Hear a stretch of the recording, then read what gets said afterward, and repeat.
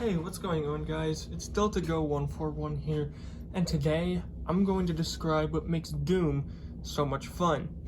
Now, Doom has never really been praised for its narrative, but one thing that always caught everyone's attention is the combat, and most people attribute that to the fact that it's hectic, and to the fact that it's always in your face. And what always made people come back is what they said would make them feel like a god.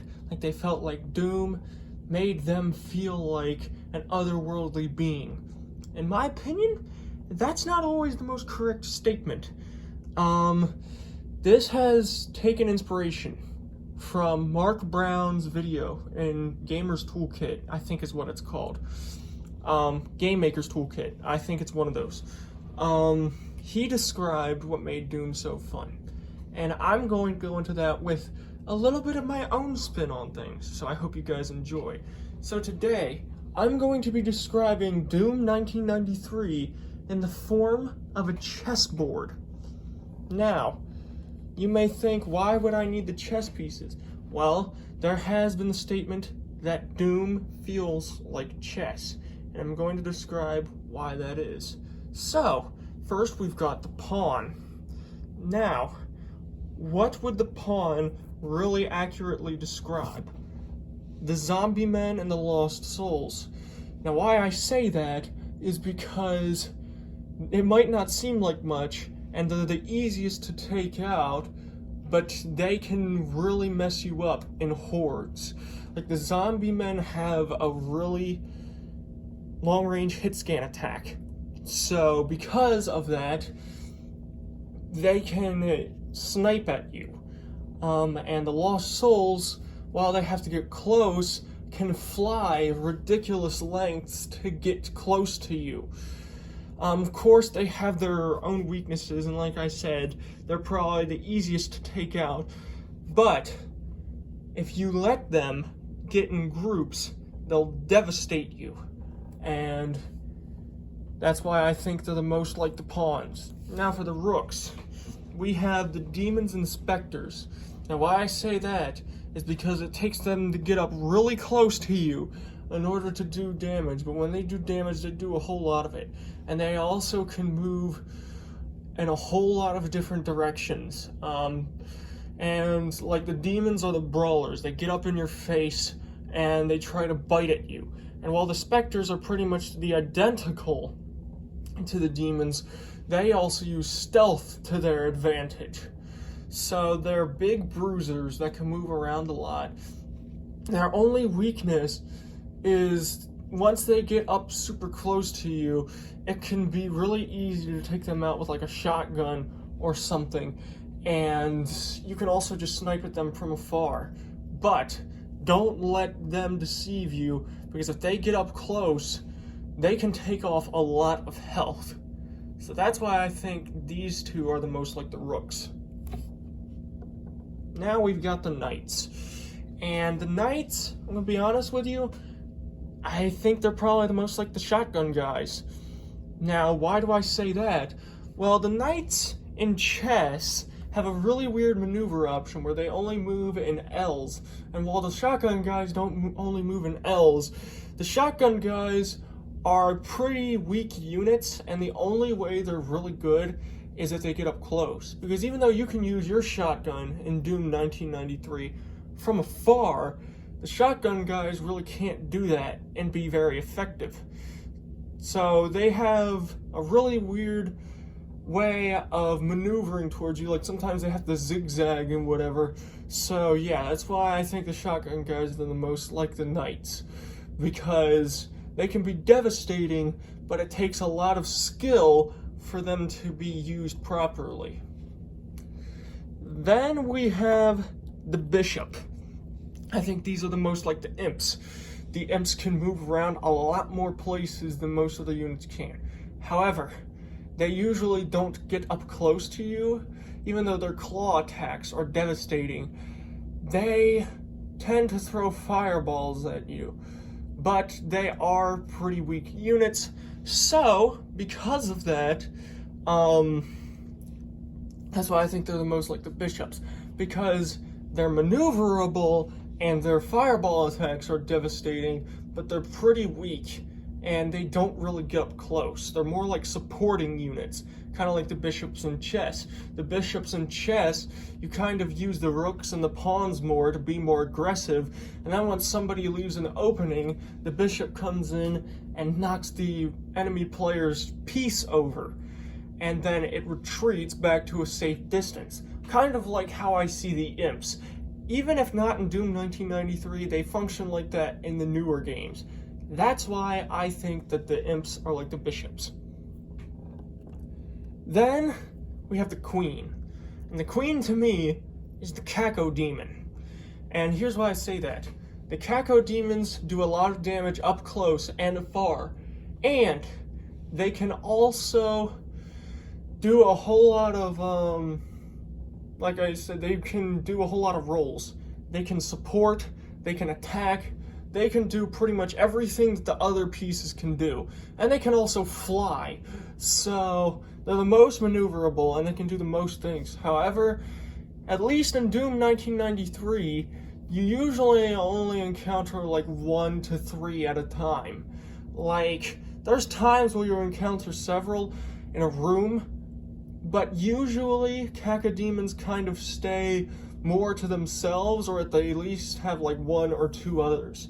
But because of that, if you take out those few, then that area should be free of Cacodemons. And of course that doesn't always apply. Like the newer games, the Cacodemons are more popular, there's huge packs of them. In Doom 2, Hell on Earth, there was tons of them in specific rooms to hold down the choke points.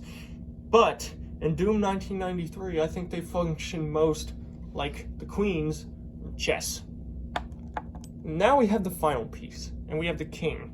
In my opinion, the king is the most like the Baron of Hell. Now, the Baron of Hell is way stronger than a king in chess. However, why I say that is because the Barons of Hell, if you notice, there's a lot of times where they have other things working with them to try and kill you. Like there's times where they have a bunch of imps surrounding them, helping them get in close. So you're trying to take out the imps to get to the Baron of Hell, and while that's happening, the Baron of Hell is chucking fireballs at you.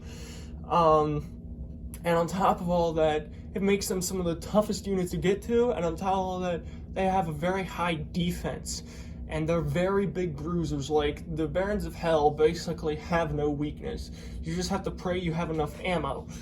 And it's kind of like the same with chess, because even though the king is a lot weaker, you have to sacrifice a lot of units to get to the king. And once you get to the king and kill him, the game is pretty much over. And while in Doom, the game is never really over, once you kill the Baron of Hell, that means that area is pretty much clear. Because you've gotten to the big guy, and you've killed the big guy. So that's why I think he functions most like the king. Now, here's where Doom's combat really takes shape. Let's say this is Doom Guy. Then we throw in some Lost Souls and Zombie Men and stuff like that. They're surrounding him from all sides. But that doesn't seem like that big of a deal. But then we throw in a Pinky that's charging straight for him. We throw a shotgun guy that's getting really up close to him. We throw in the Bishop, which is staying back there to try and keep a nice line of sight on him. We have the Cacodemon, which is flying out from over this direction. And behind all these, we have the Baron of Hell, using them as cover to get to you, so that way you're wasting your ammo on the lesser units, and he can get close. This is where Doom's combat really starts to take shape. Because with all of these different combinations, it means that no one encounter is always going to be the same. Sometimes you'll have less zombie men and more pinkies. Sometimes you'll have less pinkies. And sometimes you'll have like more imps. And sometimes you won't have Barons of Hell or Cacodemons. What this makes is an intense gaming experience, unlike anything else in the market. That's why Halo works so well. And that's why there's critics of Call of Duty, Because in the end, while Call of Duty is fun, most units are the same. There's basically the regular units, the vehicles, and the juggernauts, and all you have to do is waste enough ammo on each unit in order to win. Meanwhile, Doom, each thing has like their specific weak point. Like the Lost Souls, they have to get up close to you so you can use the shotgun. The demons have to get up close to you, and the specters, so you can either take them out with a chain gun from afar or you can use your shotgun. Then you have the Barons of Hell, which the rocket launcher and the BFG do the most damage to try and drastically reduce his health. The Caco demons can suffer from almost any sort of weapon. It's just that certain weapons deal more damage, like the BFG and the rocket launcher. You just gotta make sure you got enough ammo in those. Like the bishops are weak to just about anything, although the shotguns and the chain guns can work the most often, and the plasma rifle can pretty much work against anything. You see, this is why I always loved Doom, because it made every single combat encounter feel unique. Everything about the game felt completely different each time around. Because if you were playing on enhanced difficulty, next thing you know, more monsters would spawn. If you were going to levels you had never been before, the next thing you know, you gotta relearn everything. On top of all that, there's the secrets, the collectibles, all of these things that make Doom such an amazing experience because of the fact that you're this guy. And what's so special about this guy? What's so special about Doom Guy? He looks so small compared to the other demons. He's around the size of the zombie men. Why would they be scared of him? Because in the hands of a skilled player, he can do just about everything that the demons can. Think about it. The imps throw fireballs. You have a rocket launcher. And later games like the Mancubus from Doom Eternal can use like flamethrowers. You have the flame belch. Then there's also like the Cyber Demon, which shoots out rockets. You have the rocket launcher. With the zombie men that have their hit scan weapons, you have the chain gun.